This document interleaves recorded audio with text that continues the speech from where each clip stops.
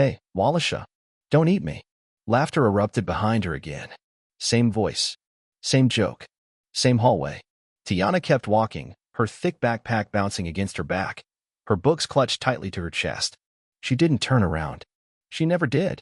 But inside, her stomach twisted the way it always did when Cody Reynolds decided to make her the joke of the day. She hated that nickname, Walisha, like she was some cartoon whale mashed up with her actual name. It wasn't even clever. But the other kids loved it. Even the ones who didn't laugh out loud, they smirked, looked away, tried not to get involved. Which made it worse. She knew she was big. Big arms. Big thighs. Round face. Her mom always told her she was beautiful just the way she was, but those were kitchen table words. School had its own rules. Tiana had learned to survive by becoming quiet. Invisible if she could manage it. But that didn't stop Cody. Cody was white, 12, with messy red hair and a fake little smirk that made teachers think he was charming. He was small for his age, but loud, like one of those yappy dogs that barked and barked because it knew you wouldn't bark back. But Tiana was getting tired of not barking back. That morning had started bad already. Her mom had spilled coffee on her work uniform and yelled at Tiana for not helping with her little brother. Her shoes were soaked from walking through puddles, and she'd left her lunch on the kitchen table. By the time she got to school, she was hungry, damp, and on edge. So when Cody cornered her at her locker again, something in her snapped. Yo, T, you hungry? I got some whale food for you. He pulled out a pack of goldfish crackers and started tossing them at her chest, laughing. Tiana froze. People were watching. A couple of sixth graders whispered. A seventh grade girl looked over and giggled. Even Mr. Brown, the math teacher, glanced up from a clipboard, but didn't say anything. Go on, catch him with your mouth. Cody grinned, tossing another cracker. Then he stepped closer. Too close. Tiana stepped back, and her body hit the lockers with a loud clang. You know, Cody whispered, I bet the ground shakes when you walk. Earthquake T in the building. He poked her side, and that's when she shoved him. Hard. It wasn't a punch. It wasn't even planned. Her hands just acted. She wanted him away from her. Away from her face, her space, her world. Cody flew backward like a rag doll. His feet slipped out from under him, and he hit the ground with a loud crack. He screamed. The hallway froze. He screamed again, clutching his arm. His face twisted with pain. One of the goldfish crackers was crushed beneath him, orange powder smearing across the floor. Tiana backed up, breathing hard. Her hands shook. Her backpack slipped from her shoulder. The world slowed down. A girl screamed. Someone ran to get help. Mr. Brown rushed over. And Tiana just stood there. The nurse came. Then the principal. Then an ambulance. They made her sit in the office while her mom was called. She kept hearing whispers through the closed door. Broke his arm clean. She pushed him hard, like a grown man. She just lost it. No one asked why he was bullying her. No one asked how many months this had gone on. Only how fast, how violent, how big she was. She doesn't know her own strength, someone muttered. Her mother arrived, face flushed, eyes frantic. She was still in her uniform, her name tag from the grocery store crooked on her chest. They sat in Principal Garrison's office. Cody's mom was there too, a tall woman in a tight blazer who kept looking at Tiana like she was some kind of criminal. He's a child, the woman snapped. She could have seriously hurt him. I'm sorry, Tiana whispered, voice cracking. Sorry, the woman hissed. You're lucky you didn't hit his head. Principal Garrison held up a hand. Let's all calm down. Tiana's mom touched her shoulder. She's 10. She's a child too. Then teach her not to attack other children. Cody's mom shot back. Teach your son not to be a little racist punk. Tiana's mom snapped. The room went silent. Tiana's heart thudded. She'd never heard her mom say that word, racist, out loud in front of school people. But it had been there all along. The tone. The jokes. The way Cody talked to her like she was less than. Principal Garrison cleared his throat. This situation is complicated. But violence is never the answer. Is bullying? Tiana muttered. No one responded. Suspended. 3 days. Tiana cried in the car on the way home. Her mom didn't say anything for a long time. Then finally, I'm not mad at you. Tiana wiped her nose. Everyone's going to hate me now. No, her mom said. They're going to fear you. And sometimes, that's how respect starts. But I didn't mean to hurt him. Her mom squeezed the steering wheel. I know, baby. But the world doesn't always care about your intentions. Only your size. Your skin. Your silence. Tiana looked out the window. The sky was gray. Rain was starting again. That night, she lay in bed with her dog curled at her feet, listening to the storm. She thought about Cody's face when he fell. She thought about the goldfish crackers, the look in the teacher's eyes. But mostly, she thought about how, for the first time, no one had laughed. No one had called her Walisha. Not once. And that felt strange. Like something had shifted. She wasn't sure if she liked it, but she wasn't sure if she hated it either. When Tiana returned to school 3 days later, everything had changed. Not visibly. The hall still smelled like old textbooks and disinfectant. The same posters lined the walls. Be kind. Stand up for others. Respect is earned. Cody's friend group still hung out by the lockers, and the janitor still hummed Motown as he pushed his mop down the corridor. But something in the air was different. Like the school was holding its breath. As Tiana stepped into the front lobby, her backpack slung over one shoulder, she noticed it. The stares. They weren't the usual smirks or sneers. They were careful, hesitant. Even the front desk lady, who normally handed out tardy slips with tight lips, gave Tiana a small, tight smile. "Glad to have you back, Miss Carter," she said. Miss Carter. No nickname. Tiana muttered a thank you and kept walking. Cody wasn't at school. Someone said he was still recovering, that his mom was keeping him home until his cast came off. But other versions floated around too, that he was scared to come back, that his mom was threatening to sue the school, that he cried when they brought up Tiana's name. She didn't know what was true, but it was strange not seeing him. Like the monster in her storybook had disappeared and she didn't know what came next. At lunch, she sat alone as usual, a peanut butter sandwich her mom had made wrapped tightly in foil. She wasn't really hungry.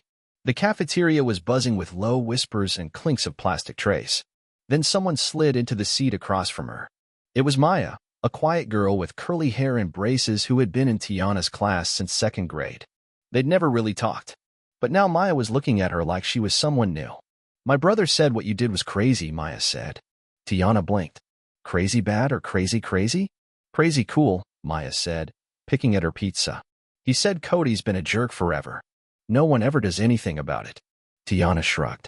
"I didn't mean to hurt him." "I know," Maya said. "But still, it was kind of badass." Tiana didn't know what to say. No one had ever called her that before. Not even close. Maya smiled. "You want to sit with us tomorrow?" Tiana hesitated. "Us?"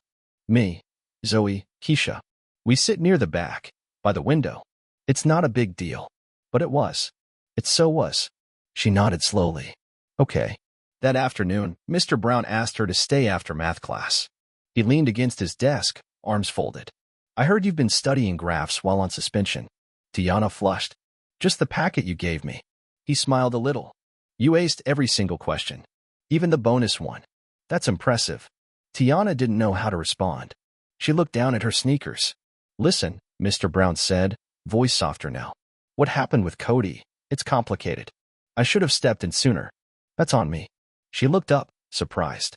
"Kids like Cody think they can get away with anything," he continued. "Because they usually do. But you stood up for yourself. That matters." "I wasn't trying to make a statement," she said quietly. "Sometimes, statements make themselves." He handed her a slip of paper.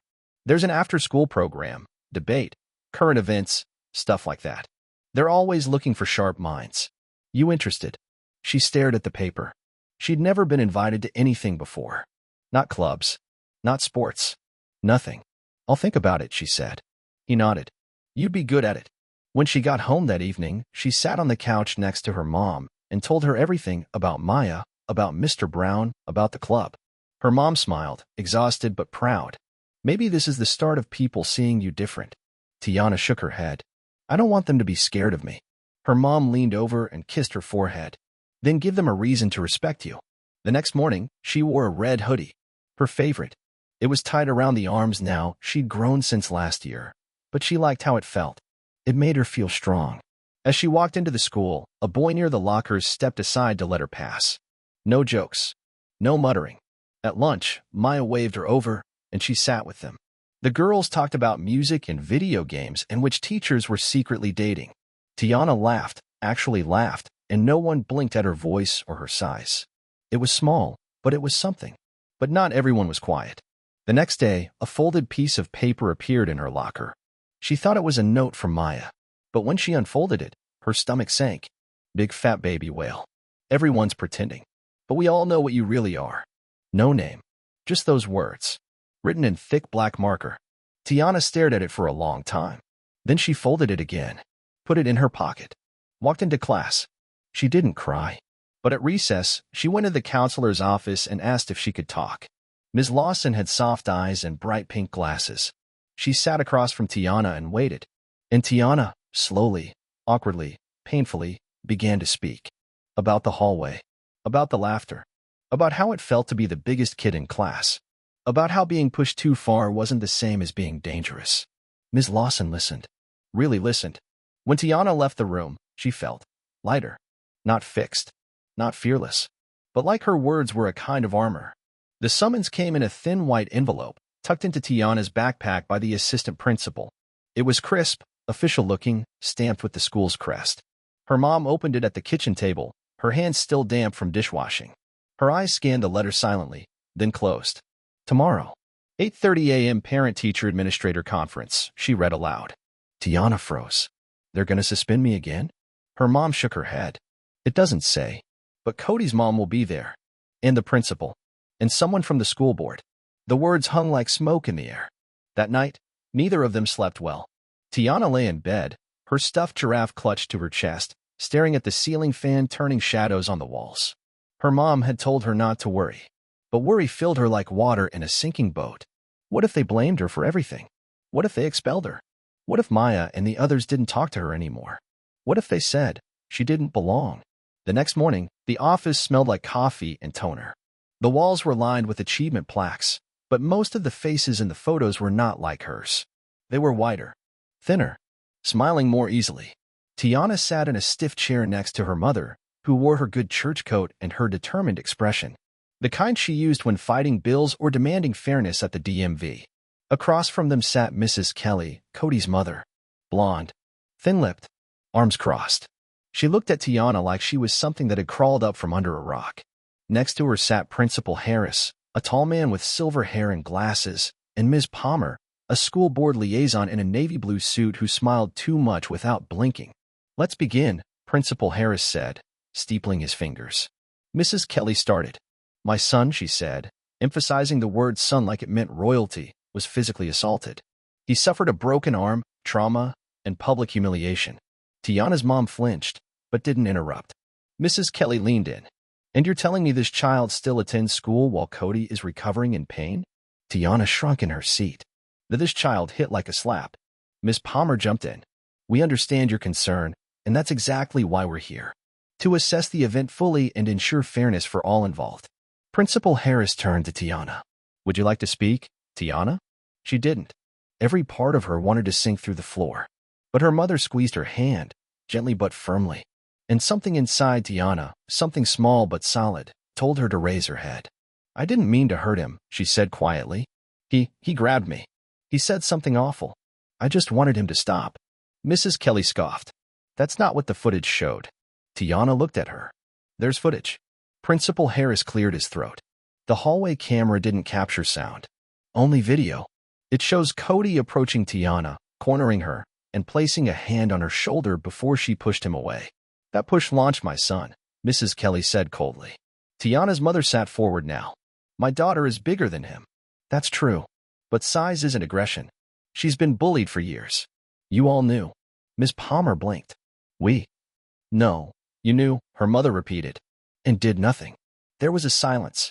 Then Principal Harris adjusted his glasses. We're not here to assign blame, but to make sure everyone is safe. Tiana's mom turned to him sharply. You know what would make her feel safe? Adults who listen. Teachers who notice. Counselors who step in before she has to defend herself. Principal Harris hesitated, then nodded. You're right. Even Miss Palmer looked a bit less polished. In the end, they didn't suspend Tiana again. There would be no expulsion. Instead, they offered her weekly counseling sessions. Mediation if Cody returned. A letter in her file, but no formal disciplinary record. Mrs. Kelly looked like she'd bitten into a lemon. She's dangerous, she hissed. This isn't the last time. But Tiana didn't look away. Because for the first time, someone had listened. Later that day, as she walked into the cafeteria, Maya met her at the door. You okay? Tiana nodded. Kinda. What happened? They said I can stay. Maya grinned. Good. Cody's mom looks like she files lawsuits for sport. Tiana chuckled. She does. They sat together, Zoe and Keisha sliding into the bench beside them. Tiana unwrapped her sandwich, but she wasn't really thinking about food. She was thinking about how the world had almost tipped the other way, how easily she could have disappeared. But didn't. Because she'd spoken. Because her mom had spoken. Because they had truth. That night, her mom brought out an old folder from the hallway closet. Inside were photos, baby Tiana grinning with spaghetti on her face, Halloween costumes, school awards. I kept these, her mom said. Even when we were in that one-bedroom apartment with no heat. Tiana smiled. I remember. Her mom pointed to a photo of Tiana on the monkey bars, maybe 6 years old. That girl? She didn't let anyone tell her she couldn't climb higher. Tiana looked at the picture for a long time. Maybe it was time she climbed again. The next few days at school felt like walking across cracked ice. Everyone was careful, too careful. Teachers smiled a bit too wide.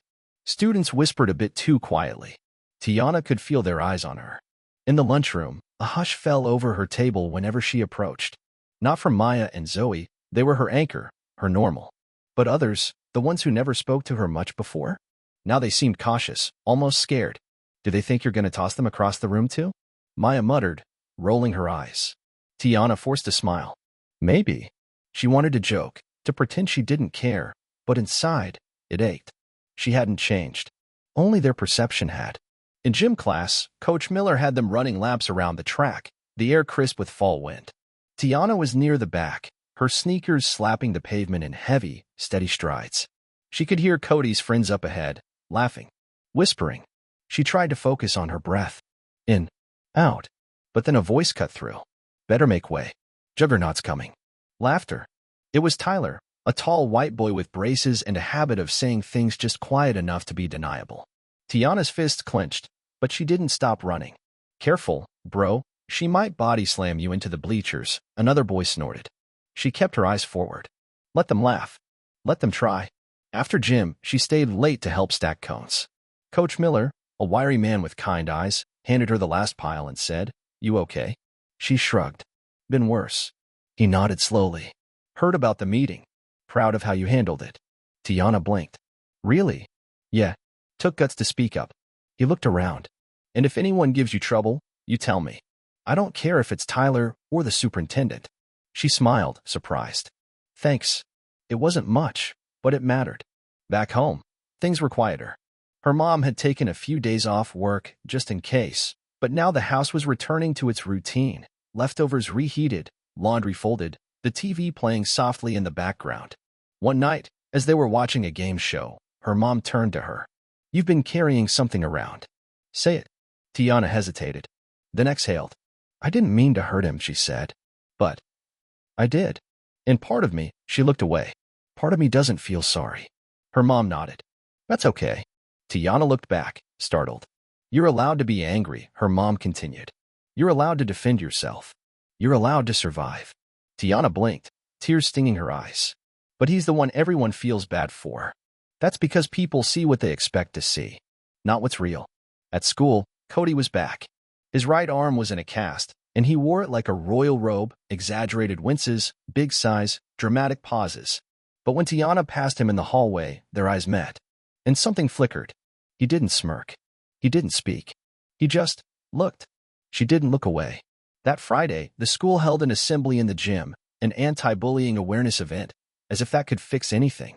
Teachers handed out Be Kind stickers. A counselor gave a long, boring speech. There was even a short video featuring cartoon animals learning empathy.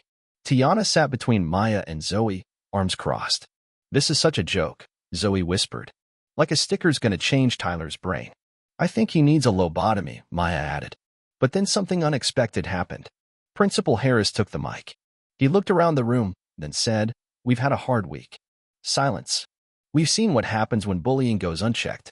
When pain builds and people feel unheard. He paused. And while we can't undo the past, we can change how we move forward. Starting today, we'll be creating a Student Voices Council, a group of students who will work with staff on safety, inclusion, and real solutions. If you want to apply, come see me after this. Whispers spread like wind. Tiana felt Maya nudge her. You should do it. What? You should. You have a voice. Use it. Tiana hesitated. But somewhere inside her, she knew Maya was right. That afternoon, she walked into Principal Harris's office. Miss Palmer was there too, flipping through a folder. "I want to apply," Tiana said.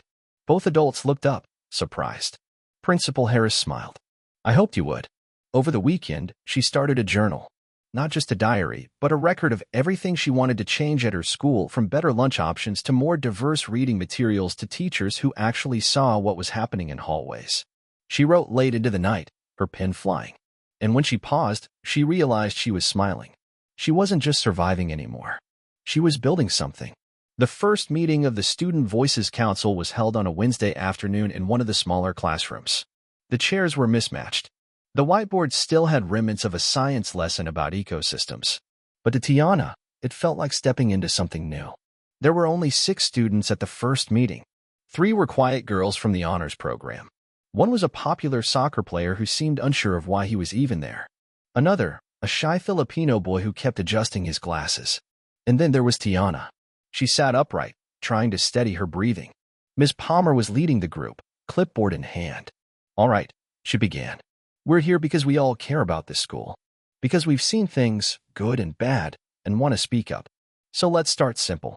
Say your name, grade, and why you came." The room shuffled nervously. The soccer player went first. "Tyler. I'm in 8th grade. Coach said I should try it." The others followed. When it was Tiana's turn, her voice was clear. "I'm Tiana. 6th grade. I'm here because people like me get ignored, or laughed at, or pushed into corners. I'm tired of that." Silence. Then, a few nods. Something shifted in the air. By the second meeting, they were brainstorming ideas. Better lighting near the back stairwell. An anonymous reporting box. Workshops on racial bias. That idea made a few students hesitate, but Ms. Palmer supported it. "If it makes you uncomfortable, it probably means we need it." Tiana felt her chest warm. She wasn't just reacting to pain now.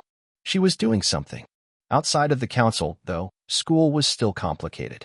Cody had returned to class fully. His cast was covered in doodles and signatures, and he wore it like a badge of honor. The whispers about what happened, that the fat girl attacked him, hadn't gone away.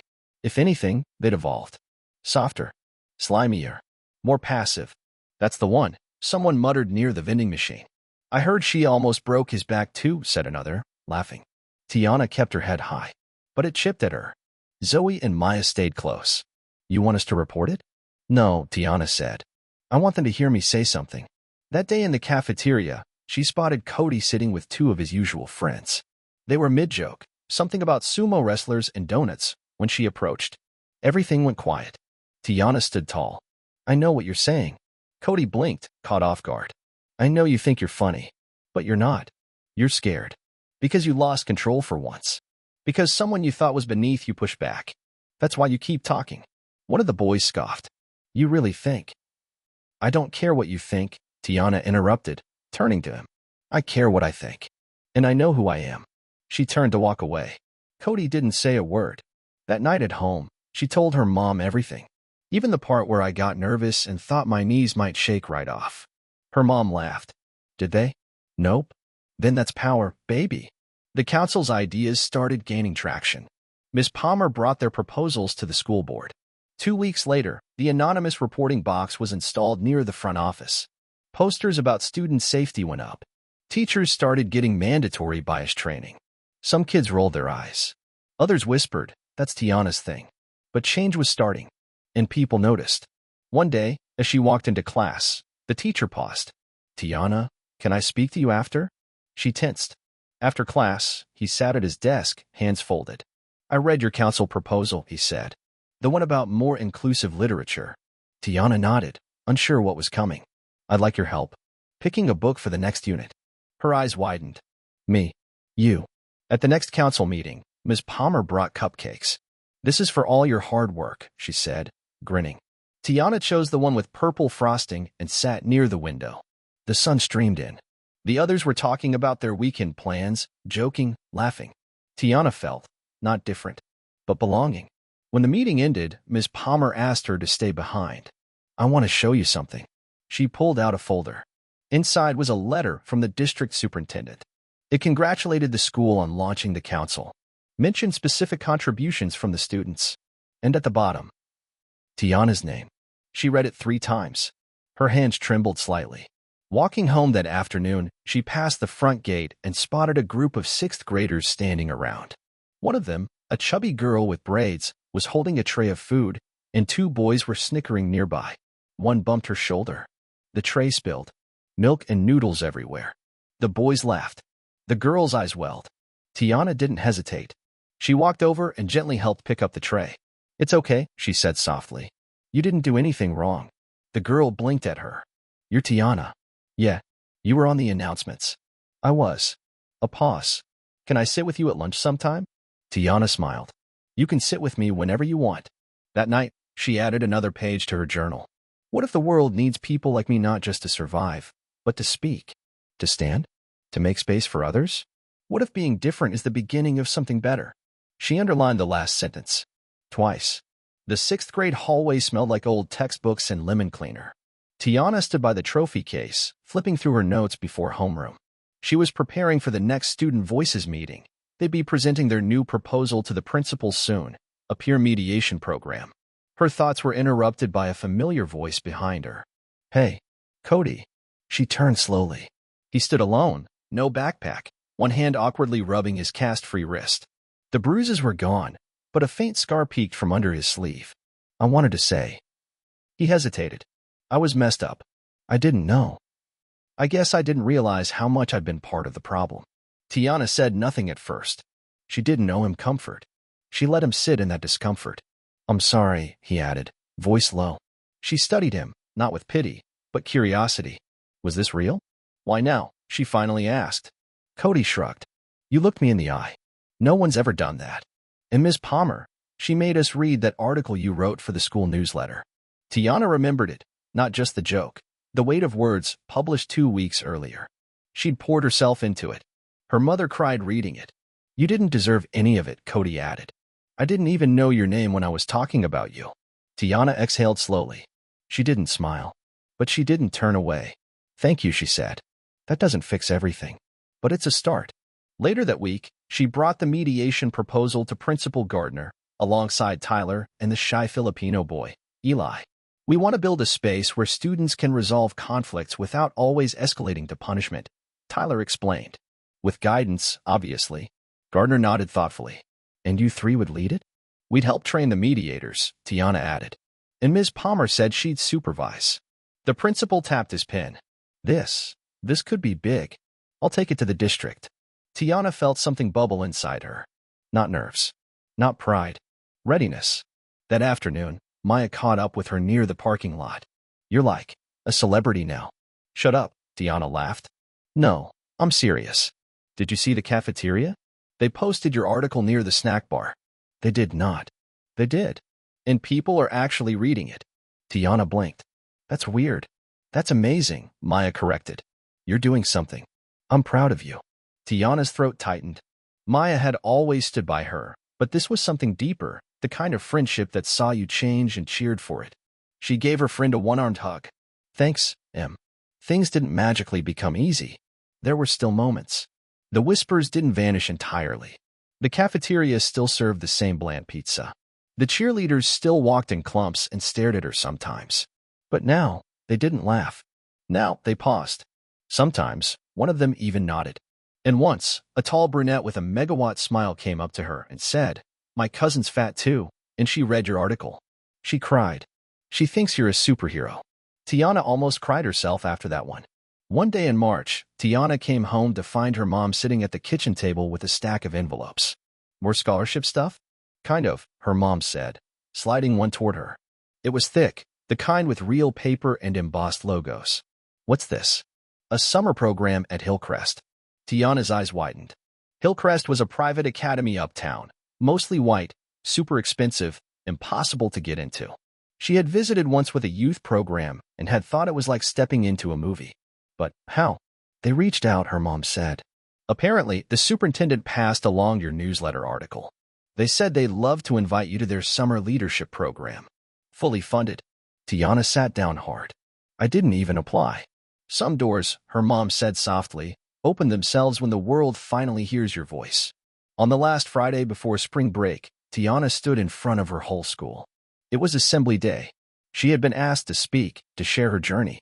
She wore a pale purple sweater, pressed jeans, and her natural curls pinned with a single gold clip. Maya had helped her practice the night before. Miss Palmer stood off stage, giving a thumbs up. She stepped to the microphone. I used to think my body made me invisible, she began. Or worse, made me a target. The room was silent. I thought being different meant I had to shrink, to stay quiet, to not take up space. A pause.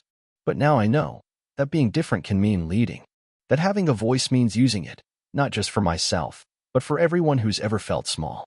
She looked out into the crowd. She saw a sixth grader with thick glasses nodding furiously, a teacher wiping her eyes. I'm not perfect, Tiana added, but I'm here, and I'm not going anywhere. Applause roared, and Tiana smiled, not just because they clapped, but because for the first time, she truly believed what she was saying. April arrived with sudden warmth and cherry blossoms blooming outside the school gates. The air smelled of fresh-cut grass and cafeteria pizza, and Tiana moved through the halls differently now. Shoulders higher, head steady. She wasn't invisible anymore. Still, being seen came with its own weight. In gym class, some girls whispered about her new confidence. On the bus, boys tried to get her attention in ways that felt more mocking than genuine. And once, someone wrote, "Whale Leader," in permanent marker across her locker. She didn't cry. She cleaned it off. She had a sponge and sanitizer in her bag now. She'd learned from Miss Palmer, when the world smears you, you choose whether to absorb it or scrub it away. One afternoon, Maya found her in the library. You got a letter. Tiana looked up. From who? I don't know, Maya said, handing it to her. No return address. It was in your locker. The envelope was plain white. Just her name, Tiana, written in neat black ink. She hesitated before opening it. Inside was a single folded sheet. No signature. You think you're special now. You're not. You just made everyone uncomfortable and now they pretend to like you. You're still fat. Still a joke. Just louder now. Tiana blinked. Then blinked again. She handed it to Maya, who read it, then crushed it in her fist. What the hell? It's okay, Tiana said, quieter than she meant to. No, it's not. This is harassment. Tiana sighed. If we make it a big thing, it'll only get worse. No, Maya said. If we ignore it, they get worse. That night she told her mom. Her mother didn't cry, didn't scream. Instead, she pulled out a manila folder from the hall closet. This is what I kept from when I was your age, she said. You think bullying's new? She opened the folder and showed Tiana an old photo of herself in oversized glasses and thrifted jeans. A printout from an early social media site where kids had mocked her. Even a flyer with her face drawn like a cartoon, head too big for her body. They called me names too. Said I'd never amount to anything. That no one like me could be beautiful or smart or worth anything. Tiana's eyes widened. But, look at you now. Her mom nodded. That's the point. I didn't let them stop me. And you won't either. The next day, Tiana went to Principal Gardner and turned in the note. He read it. His jaw tightened. Do you recognize the handwriting? She shook her head. No. I'll look into it, he promised. But you should know what you're doing here. Speaking up? Some people hate that. They hate what they don't understand. Or admire. She blinked. Keep speaking, he said. The investigation didn't uncover who wrote the note. But a week later, a girl named Brielle, one of the quieter cheerleaders, came up to Tiana near the vending machines. I think it was Vanessa, she whispered. Tiana tilted her head. Why are you telling me? Brielle shifted, looking uncomfortable. Because I read your article too. And my sister's plus size. She hides it, but it hurts her. You said things I've never had the guts to say. And when Vanessa said you were just making it up, I knew she'd done it. Tiana stared. Just be careful. She's mean, Brielle added, then vanished into the crowd. That afternoon, Tiana stayed after class to talk to Miss Palmer. Do I confront her? She asked. Miss Palmer considered. You could. But remember, bullies want power. If you give them outrage, they feel bigger. If you give them silence, they feel ignored. So what do? You show them who you are. Not by shouting louder, but by standing taller. At the next Student Voices meeting, Tiana brought up locker harassment. Not mine specifically, she said, but in general. I think we should include that in the peer mediation scope. Safe lockers. Anonymous reporting. Mediation if it's between students. Everyone agreed.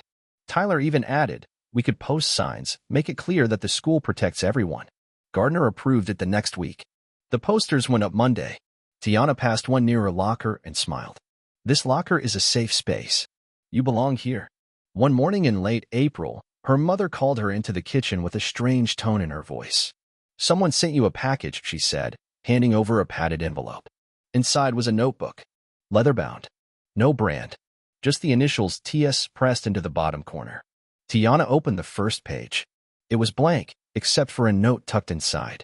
For your next words, keep writing. Miss Palmer. Tiana stared at the notebook. She didn't cry. Not yet. But later, when she sat by her bedroom window, the sun casting golden light across the floor, she opened it again and wrote. I used to think my voice didn't matter. Now I know better. My voice is mine. My body is mine. And my story is just getting started. The school cafeteria had never felt this quiet. Or maybe it was just that Tiana could finally hear herself think. She sat at a long table with Maya beside her and Principal Gardner across from her. Between them sat Vanessa Monroe, cheer captain, honor student, and the likely author of the note that had nearly broken Tiana's spirit. Mediation. That was the word Gardner had used. Not punishment. Not expulsion. Mediation. I want you both to speak honestly, he began. This isn't about proving guilt. It's about acknowledging harm and finding a way forward, if that's possible. Tiana looked at Vanessa. Blonde curls. Designer jacket. Perfect nails. She remembered every side eye in the hallway. Every snicker when she passed. Every moment she doubted herself because of girls like her. Vanessa folded her arms. I didn't write the note, she said flatly. Tiana exhaled. I didn't say you did. But someone did. And it ended up in my locker. Vanessa shifted uncomfortably. Maybe people are just tired of your whole thing. My whole thing? Tiana asked, eyebrows raised. Vanessa avoided eye contact. You walking around like a hero now. Like we're the bad guys because we don't worship you for writing about being whatever. Tiana leaned forward, her voice steady. You think I want to be the girl who got bullied? Who got laughed at in gym? Who had to clean off the word whale from her locker before algebra class? Gardner held up a hand, calm but firm. Let's keep this respectful. Tiana didn't break her gaze. I didn't ask for attention. I asked to be treated like a person. Vanessa was quiet. Then, almost too softly, I didn't know it got that bad. You didn't want to know, Tiana said.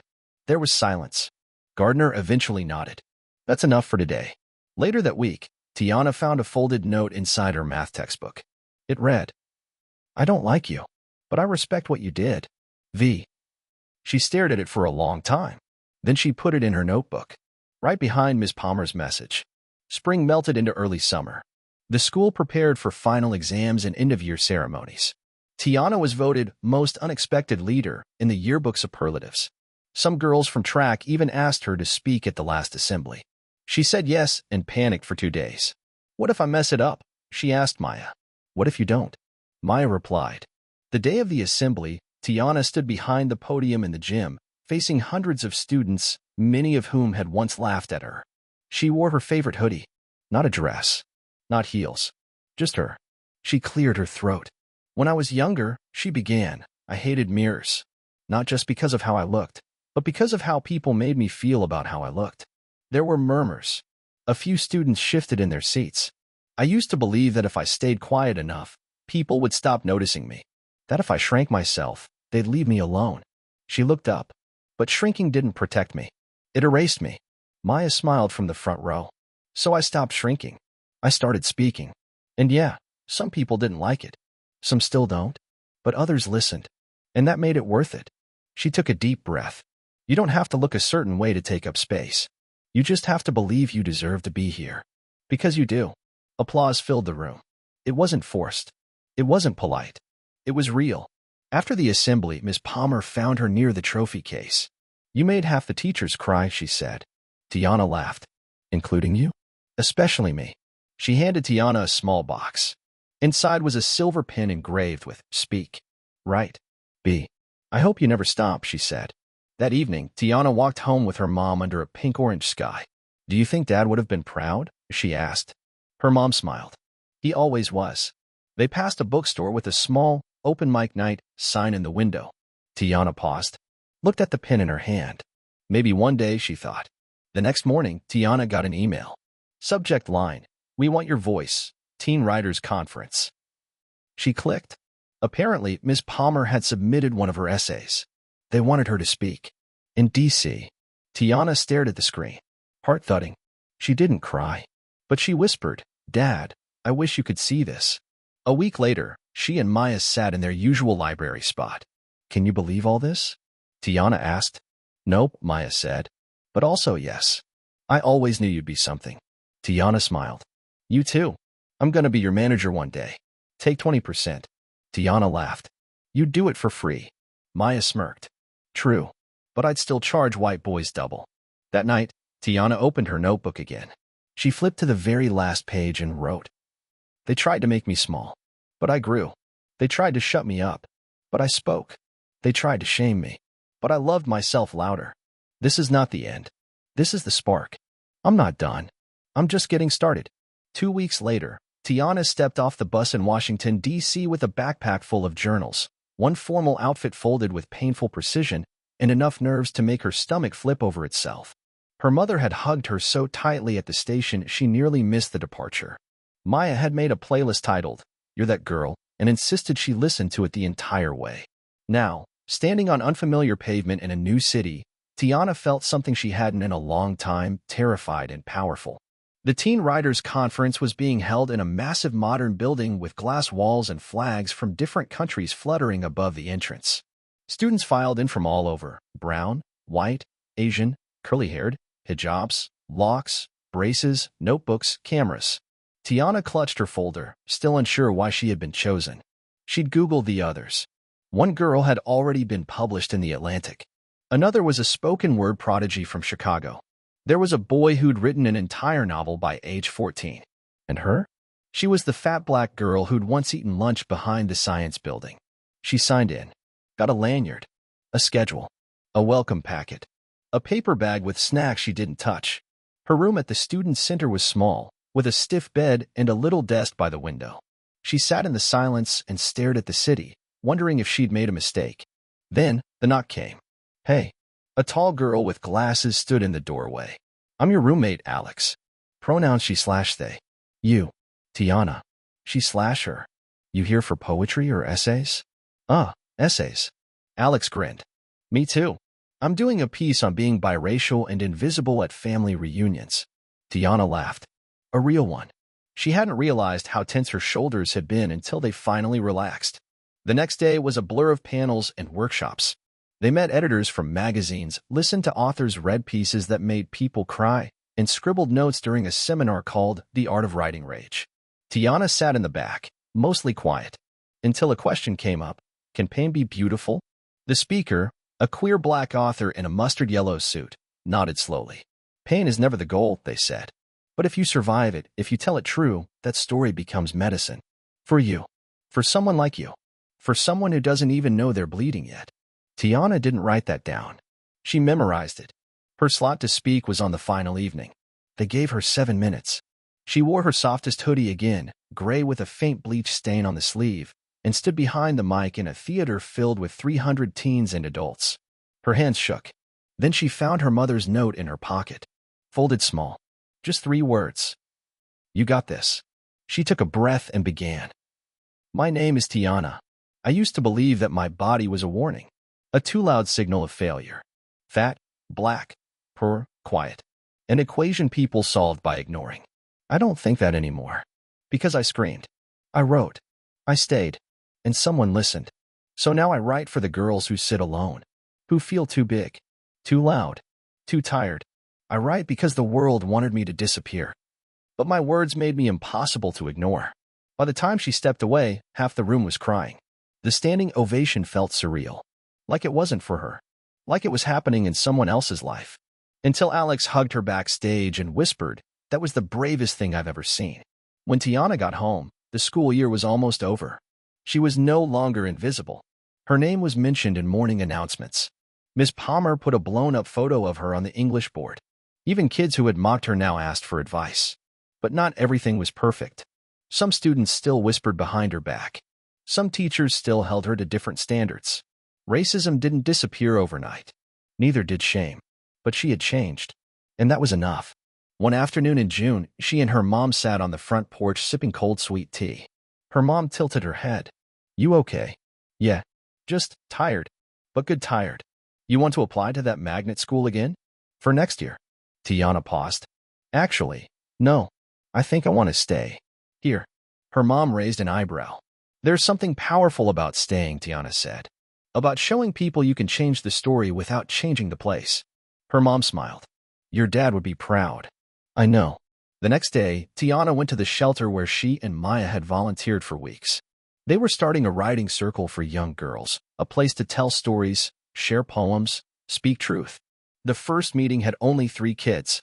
One of them, a chubby black girl named Sarai, didn't speak for the first 30 minutes. Then Tiana read a piece she wrote in middle school about feeling like her belly took up too much space in the world. When she looked up, Sarai was crying. Afterward, the girl hugged her and whispered, I thought I was the only one. Tiana whispered back, You never were. That night, Tiana sat at her desk, typing something new. A book. Or the beginning of one. She didn't have a title, but she had a voice.